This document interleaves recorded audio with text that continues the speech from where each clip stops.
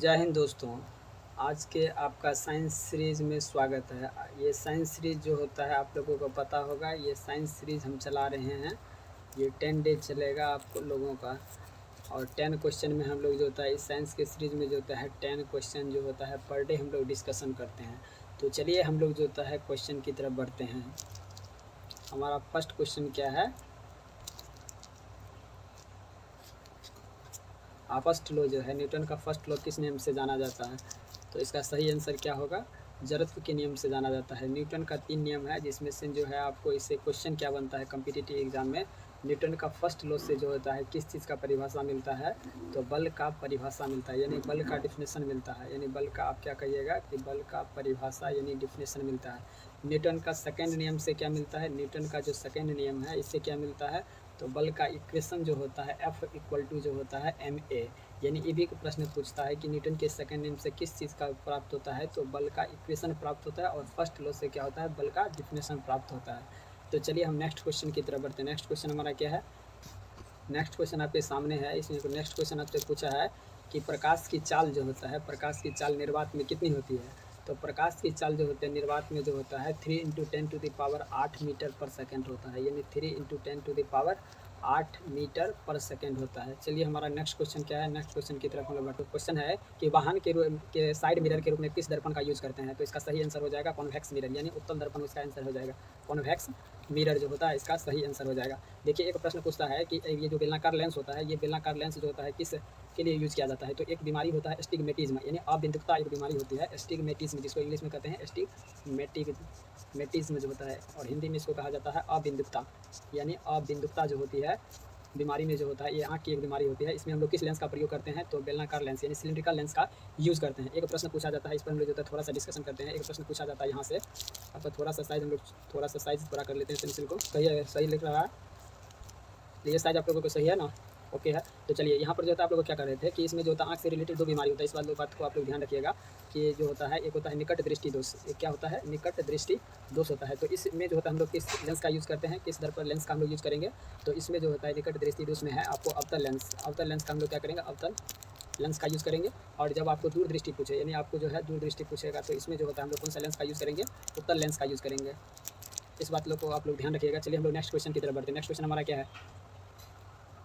Next question आपके सामने है कि आपको जो है एसआई मात्रक बताना है। एसआई मात्रक जो होता है, बल का एसआई मात्रक क्या होता है? तो बल का एसआई मात्रक होता है न्यूटन।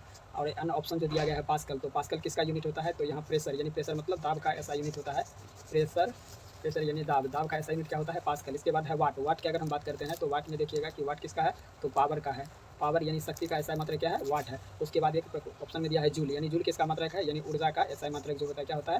जूल होता है। और इसके सबसे बड़ा मात्रक जो होता है आप लोग ध्यान रखिएगा, ऊर्जा का जो एनर्जी का सबसे बड़ा मात्रक होता है किलो वाट आवर। और आपसे ये भी प्रश्न पूछा जाता है कि 1 किलो वाट में जो होता है 1 किलो वाट आवर बराबर जो होता है कितना होता है? जूल होता है। तो ये आप लोग याद रखिएगा 3600 जूल होता है। कितना होता है? 3600 जूल होता है। इस बात को भी आप लोग ध्यान रखिएगा। ऊर्जा का सबसे बड़ा मात्रक जो होता है यही माना जाता है 1 किलो वाट आवर, यानी 1 किलो वाट बराबर होता है 3600 जूल होता है। चलिए हम नेक्स्ट क्वेश्चन की तरफ बढ़ते हैं। नेक्स्ट क्वेश्चन हमारा क्या कहता है? नेक्स्ट क्वेश्चन क्या है?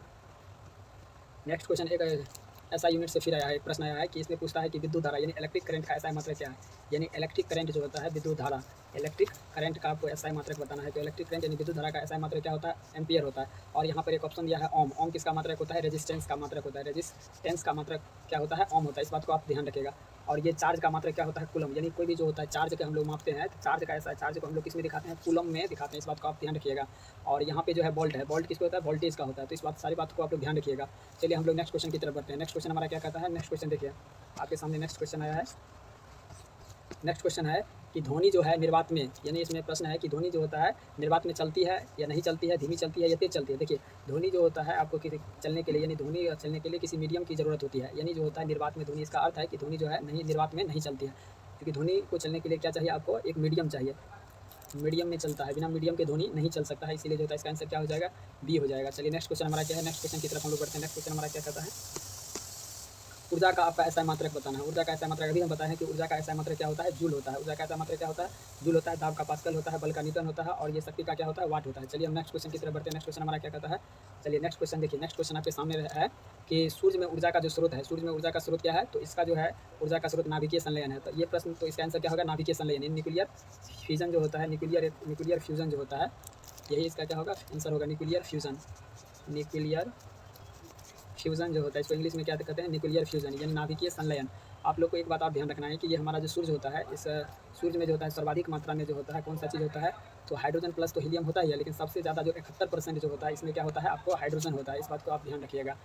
इसके अलावा जो है एक बात को और ध्यान रखना है कि नाभिकीय संलयन पर ही हमारा क्या होता है कि हाइड्रोजन बम जो होता है, हमारा हाइड्रोजन बम होता है, यही नाभिकीय संलयन पर जो होता है हमारा कार्य करता है। और परमाणु बम अगर पूछेगा, परमाणु बम पूछेगा तो नाभिकीय विखंडन हो जाएगा। एक बात और आप ध्यान रखिएगा, यहाँ पर एक ऑप्शन में दिया हुआ है केमिकल रिएक्शन। केमिकल रिएक्शन क्या होता है भाई, तो केमिकल रिएक्शन होता है कि एक ऐसा प्रक्रिया जिसमें दो या दो से अधिक रिएक्टेंट जो होता है भाग लेता है और एक नया प्रोडक्ट बनाता है, उसको हम लोग केमिकल रिएक्शन कहते हैं। जैसे कि देखिए ये एक मैग्नीशियम है और मैग्नीशियम जो होता है ऑक्सीजन से रिएक्शन करके क्या बनाएगा, मैग्नीशियम ऑक्साइड बनाएगा, यानी MgO2 बनाएगा, तो मैग्नीशियम ऑक्साइड बनाया। तो इसमें रिएक्शन में जो भाग लेता है तो उसको हम लोग क्या कहते हैं, रिएक्टेंट कहते हैं। रिएक्शन में भाग लेने वाले को रिएक्टेंट कहते हैं, यानी अभिकारक कहते हैं। रिएक्टेंट अर्थात क्या कहते हैं, अभिकारक कहते हैं। जो रिएक्शन में भाग लेता है और इससे जो प्रोडक्ट बनता है उसको हम लोग क्या कहते हैं, जो उत्पाद बनता है उसको हम लोग क्या कहते हैं, प्रोडक्ट कहते हैं। चलिए नेक्स्ट क्वेश्चन हमारा क्या है, नेक्स्ट क्वेश्चन की तरफ हम लोग डिस्कशन करते हैं। नेक्स्ट क्वेश्चन आपका है, ये जो है विभिन्न एग्जामों में प्रश्न पूछा गया है कि जो होता है विचलन जो होता है सबसे जो होता है विचलन सर्वाधिक जो होता है किस कलर का होता है। तो आप लोग जो है इसका एक ट्रिक याद रखिएगा, इसका एक ट्रिक है, उससे आप लोग याद रखिएगा विव गायोर, VIVGYOR, विव गायर।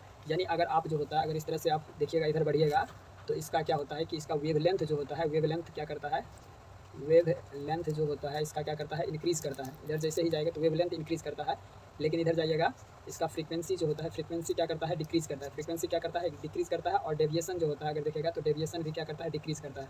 तो डेविएशन और फ्रीक्वेंसी दोनों डिक्रीज़ करता है।